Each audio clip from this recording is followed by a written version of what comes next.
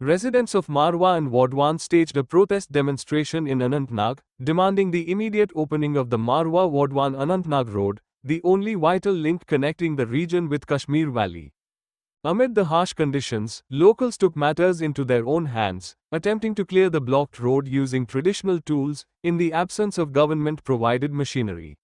The residents expressed their anger over the administration's inaction, stating that the prolonged closure of the road has severely impacted their daily lives, leaving them cut off from essential services, medical care, and economic opportunities.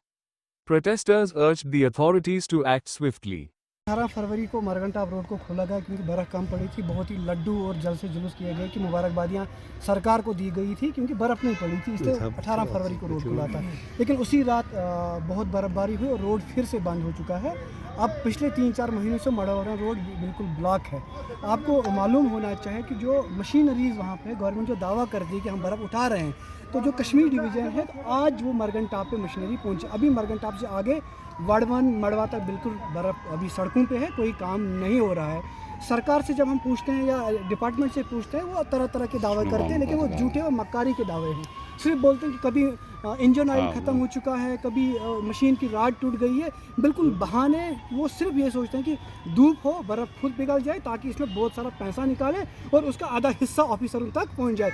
इसलिए officer भी इसमें involve है, वो भी इस पर मतलब उतना उस लेवल का एक्शन नहीं लेते हैं, नहीं ठेकेदार पे ना इस पे लेते हैं कि ये मशीनरी है कैसी वहाँ पे। अगर 4 करोड़ की मशीनरी मड़वा के लिए ली गई, जो स्नो रिमूवर है जो पानी बनाती है बर्फ़ को, उस चीज़ को उस मशीन को वहाँ से शिफ्ट करके किश्तवाड़ लिया गया जहाँ पे बर्फ़ नहीं है। आप मुझे बताइए, क्या जहाँ बर्फ़ नहीं है वहाँ आप 4 करोड़ की मशीनरी को रखना चाहते हो कि या जिस इलाके में बर्फ़ पड़ी है वहाँ मशीनरी होनी चाहिए?